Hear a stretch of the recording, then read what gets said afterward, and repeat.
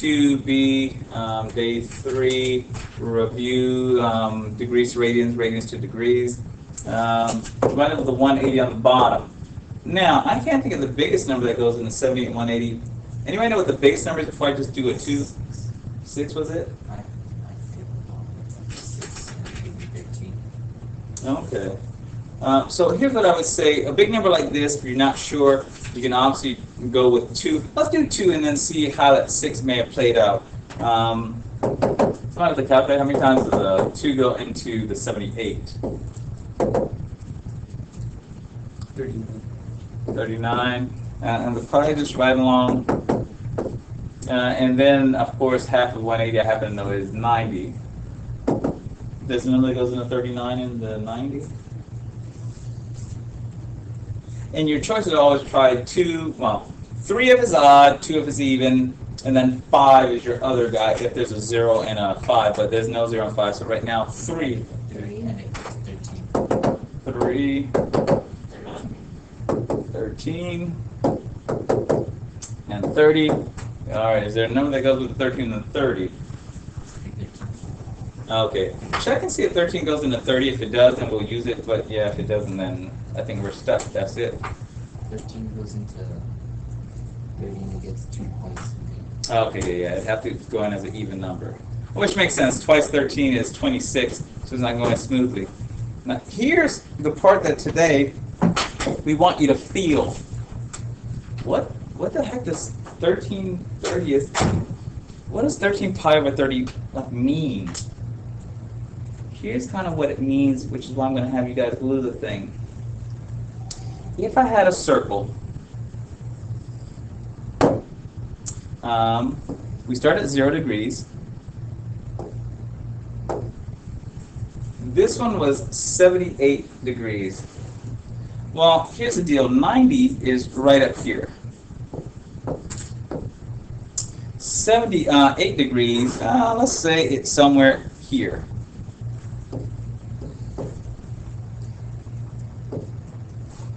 The question is, well, how many radians is that? Like, how much of the circumference is that? Well, our answer says that it's 13 pi over 30. What does that even mean? Here's kind of what it means. If I were to go from here all the way to 180 degrees, that happens to equal what we're going to call pi.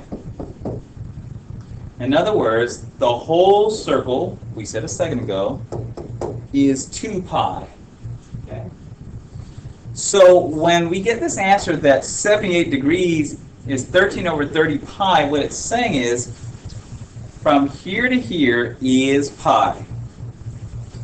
If I were to slice this whole top half of the circle into 30 little pieces, 13 of them would produce this amount.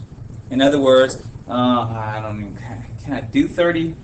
I'd have to make this, I can't even do it, it doesn't even make any sense, but let's say I made 15 on this side and 15 slices on this side. Okay? Altogether I got 30 slices from here to here. Well, if I were to take 13 of those slices, it would all add up to about right here. And therefore, this 13 over 30 of pi happens to correspond with the angle 78 degrees. It's a weird thing, but what I want you to feel is whenever you see these fractions, all they're saying is you have the top half of the circle. How much of it, what fraction of it, will you be filling in to go along with the degree? So if they said, oh, 90 degrees, which was one of ours, how much of the crust would we have to go along with 90 degrees?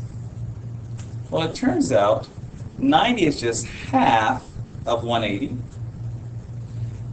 That 180 really is pi. So 90 is going to be 1/2 of the whole top. The top we call pi. And again, this pi thing, which is why we're about to do this thing with the yarn, I want you to be able to feel, when you're getting these answers, really what they're saying is, this is how much of the crust you're going to be eating. You'll eat half the crust, you're going to eat all the crust, and so on.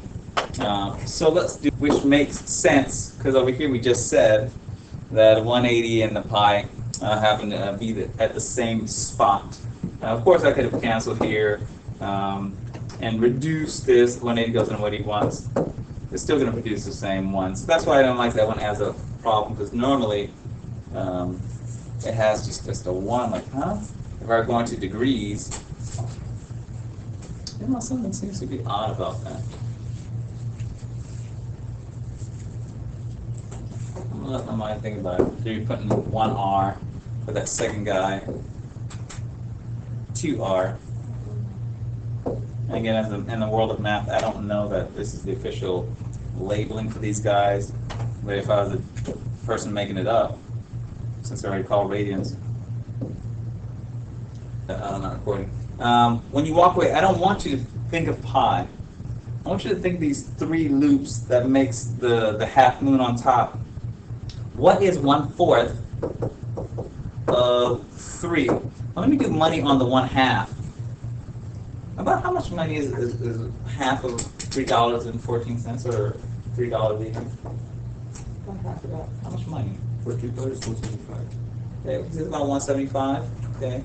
Okay, I can kind of go with that because the half of $3 is like 150. For that 14, is it like 157? 157? Okay, so here, this is 157. But the way they're going to do it is this. Of these 3 colors, we just want half of them. Well, what's halfway from here to here? Oh, halfway is right here. So this amount here is half of it. And what's the name of this half? Well, with degrees, half is 90 degrees. From here to here, that's an L, 90 degrees. And in pi, again, or rather with this, it tells us it's just half of this whole thing. What is this whole thing? This whole thing has a new name. This whole thing has the name of pi. And so a lot of it's just going to be chopping into pieces. If I were showing a picture, which you're about to show a picture, hey, could you show a picture on a circle of pi over 6? Here's what I would attempt to do. This means what's 1 out of 6 pieces. Step 1, chop the top half into 6 equal pieces. If I make you 3, 1, 2, 3, okay. Make you 3. Sometimes it's easier to chop it up. 1, 2, 3. To go from beginning to 180, I have 6 pieces. Hey Thomas, could you demonstrate by coloring in what 1/6 pi is? It says color in one of the 6 pieces of the top half. So if I were to color in this guy here,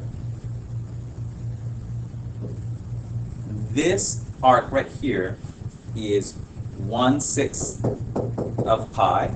Oops, 1/6 of pi. Or the way they'll write it, pi over 6. But I just want you to feel like when they're giving you these, when they're asking you for these, on the picture that you're about to try and draw, essentially you're going to try and imagine slicing it up into pieces and then drawing that angle right where you think, based on your picture, where it would go. All right, so what do they need to do now? They need to make a few circles. Should they make it on there? I'm going to give them scratch paper. 1 degree, then I'm going to give you your handout that will show. So I'm going to pull down and over. We're sketching because, again, the main thing is I want you to have the idea of it. All right, yeah, we'll do this. All right. So 8 circles. You're probably gonna need about 8, and they can be really big circles if you choose. You could do like smaller ones. You're gonna need about 8 of them. But I got paper. I've been saving this paper from last year, so this is the moment. If you want to do one big circle on every single one of them, that's okay with me. Because eventually I'm gonna have more paper than I can give out. But with your first circle, if you've already made one, what is it that I want you to do? I want you to demonstrate that you kind of know about how much 1 degree is. Like I know how much 90 is.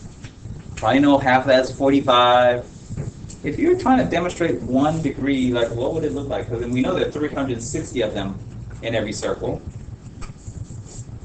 But it's like Congress. It's like Congress. I'm going to draw what I think a degree looks like. I'll make an angle. That's a little bit big. That's a little bit big. Can I undo that one? Now again, you don't have to be perfect. Some of us may want it to. How about you? Can you work with me? Yeah. That's for me. Now I don't know how big yours is going to be, and I want you to write 1 degree. Oops, I must have not on this. That's what my 1 degree looks like. I might even have to put an arrow on it.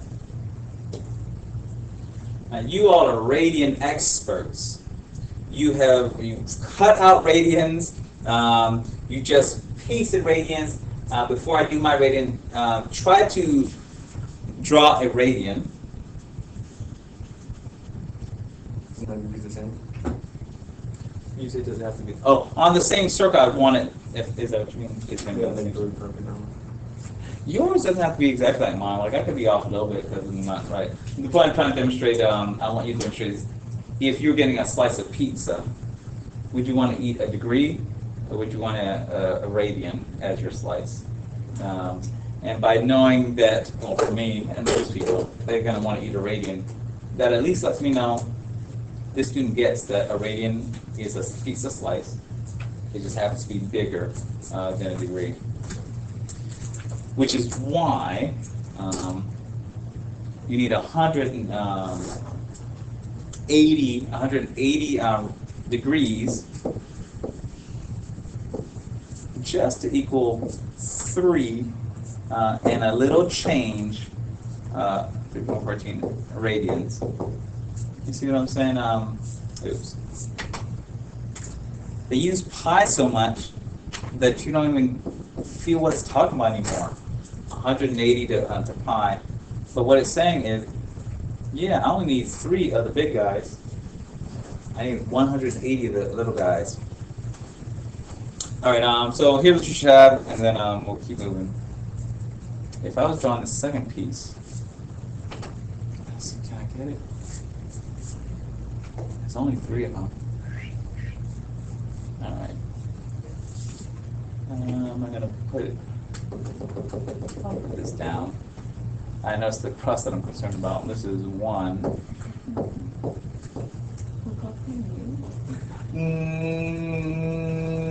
No, not necessarily. I mean, when you finish, it's going to look similar.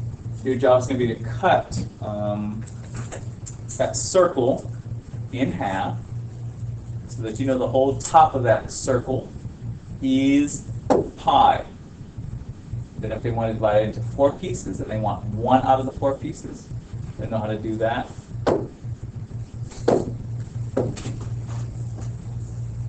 So on each of your sheets, eventually I'm going to see something similar to this. I would choose to do this. You're not getting graded on right or wrong, so if your thing is slightly different, it's fine. I know from degrees, give me 180, and I know there are pi of those curves, there are 3 of them. So if they want 1/4,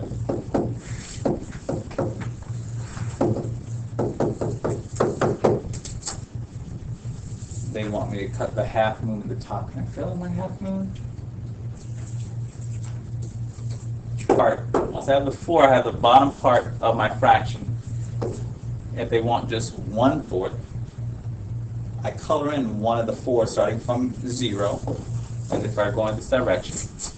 And now I'm demonstrating 1/4 of pi, or 1/4 of those 3 ribbons. Once you've done reference angle, A reference angle, normally you start in quadrant 1, so we'll go ahead and name these from a long time ago. The circle, when it's cut up into 4 pieces, or anything cut into 4 pieces, you hear quad as in quadrant. The first quarter, second quarter of a game. Quadrant 1, it goes counterclockwise, goes to the left. Quadrant 2.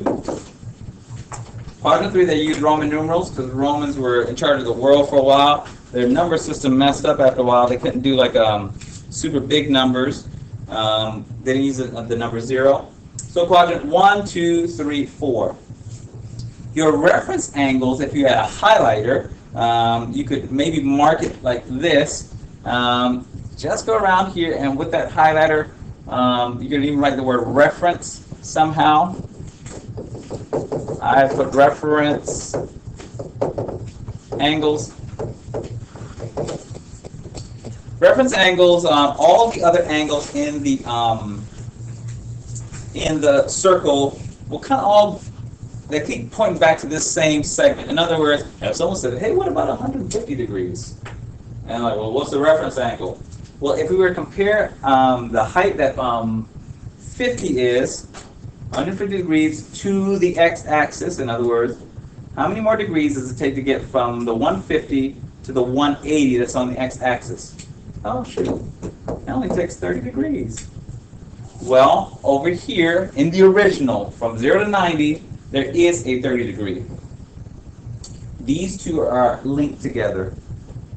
150, what is 150's reference angle? It's 30. Why? Because in order for 150 to get down to the ground level, that is at the 180, you need 30 degrees.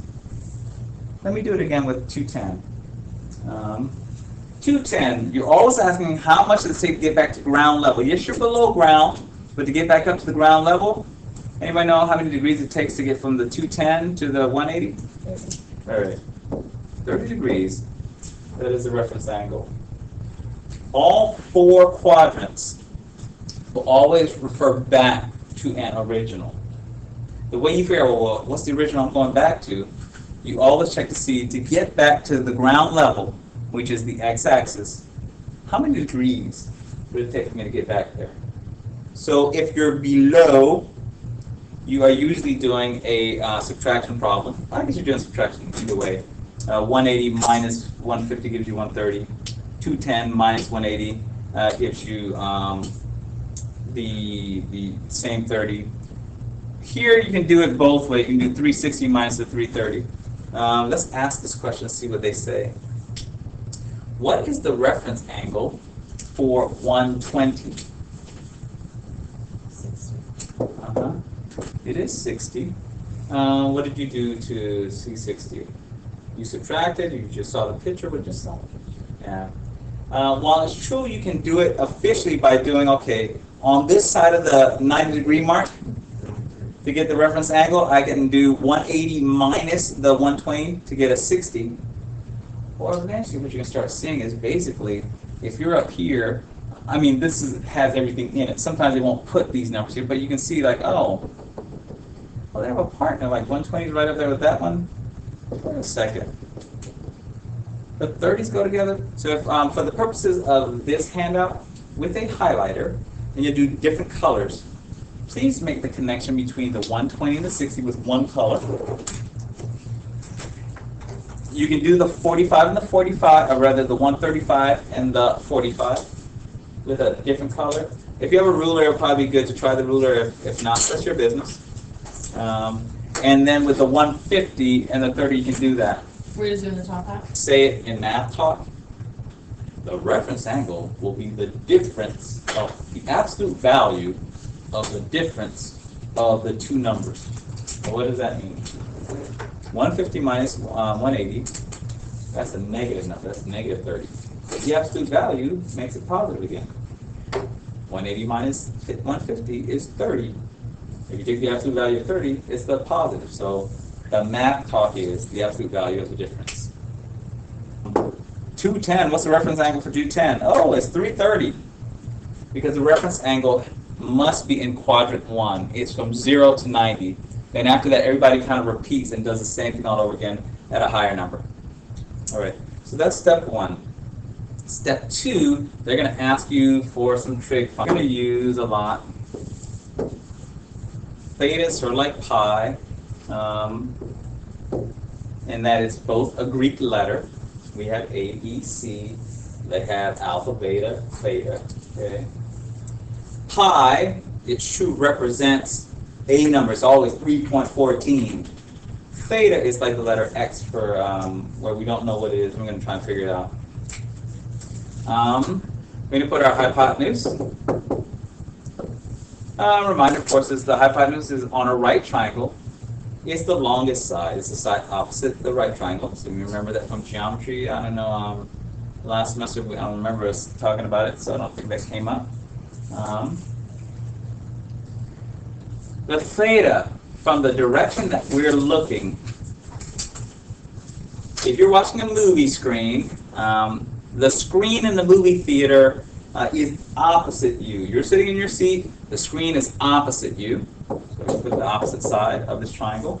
If you're in a theater, I just saw the Jason Bourne, and I don't like it as much. A lot of driving and whatever. The story wasn't whatever. So stupid. Yeah. Where you throw your popcorn, and hopefully you don't spill it all over the place and get all the sticky stuff on the ground. But the ground is adjacent to your foot. Again, what I was saying, this one I'll write the whole thing adjacent. Well, let me write it A, T, J. And below it, I'll put it the whole thing. So your bottom right now is adjacent to your seat. Your back is adjacent to the back adjacent.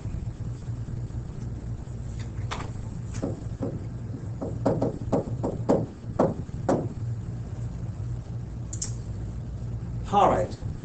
We'll go ahead and write down the so, ka, and the toa one more time. So I'll write in fraction form. Ka and toa. So this is trying to remind you of something I know in geometry they may have had it. I have to erase my triangle. Hopefully you have an eraser so I can write it out. Of course, sine just says sine of theta. Like if I'm here in this corner and someone asks me for the sine of this thing, then I know whatever I have on the opposite side, whatever's on the opposite side, whatever number, letter, that's going on top of the fraction. And the hypotenuse is going on the bottom. I'll write out the others. And again, not so much teaching as much as hopefully reminding you. The cosine, and actually one day I need to look up why they're named that. There has to be a reason they call it those things. The cosine is wherever your popcorn is, the adjacent. Always compared to the hypotenuse. So hypotenuse is the most important part of this triangle. Everybody gets compared to that. It's like the smart kid in class, or in a family you may have one of the brothers or sisters did really good early on, and everybody else is compared to that person, for better or for worse. Tangent is the opposite over the adjacent.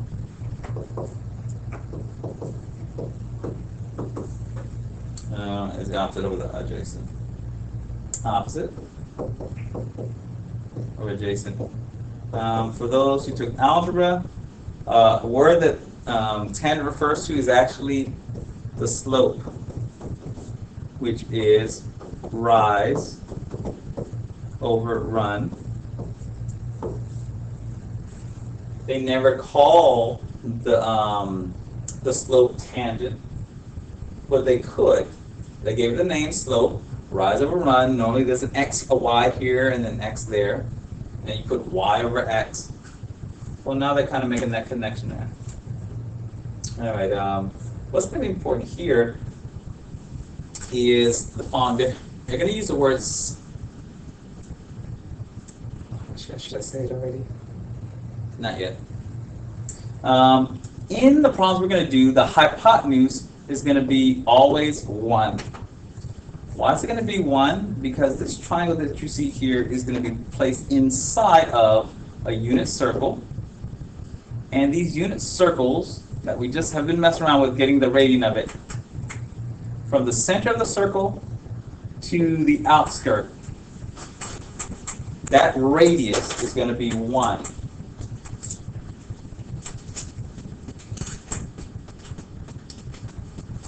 This side here, they're just going to put the letter Y, like normal, for up and down.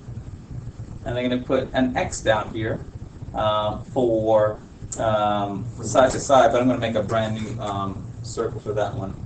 But no, I'll put on this one. I'll put on this one. So this arc that I have here at the top is like part of a circle. And this one is the radius. And here's what they're going to ask you to do. They're going to say, hey, if you're trying to find the sine for this circle, you'd have to put the opposite over the hypotenuse. The opposite happens to be the letter Y. The radius happens to be the number 1. And so here's what it would look like.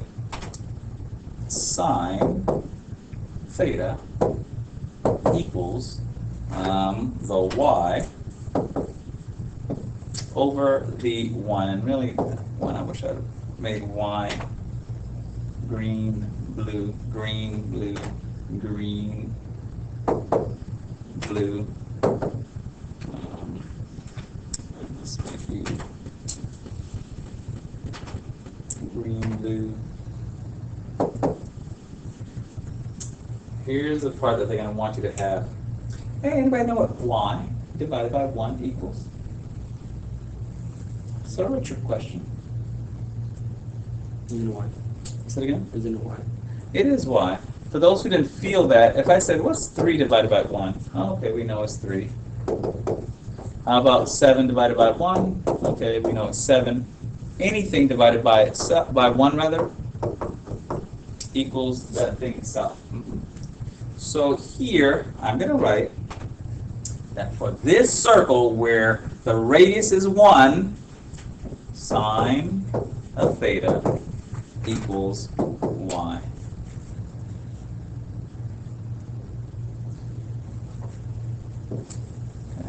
And do the same thing with cosine, so you can find out what cosine equals. Some of you might be able to guess what letter cosine is going to equal. I'm going to see if I can I duplicate this page? I feel like I could. Oh, where are you? I don't want to write it all over again, but I will. Fine. I don't see it. All right. Same triangle. Same theta there. The 1. I have my green and my blue. And then I'm going to say what this will look like now that we show it. If they want to know the cosine of this triangle, cosine of theta equals the adjacent, that we have the cot, the adjacent, over the hypotenuse, which is 1. Anybody know what x divided by 1 is? Right, that same x.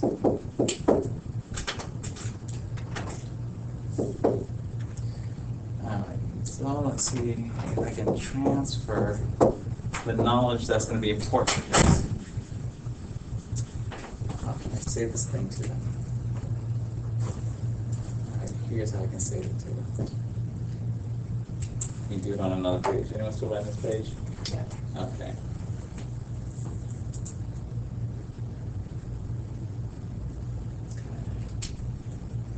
I'm going to be using some vocabulary that is very confusing.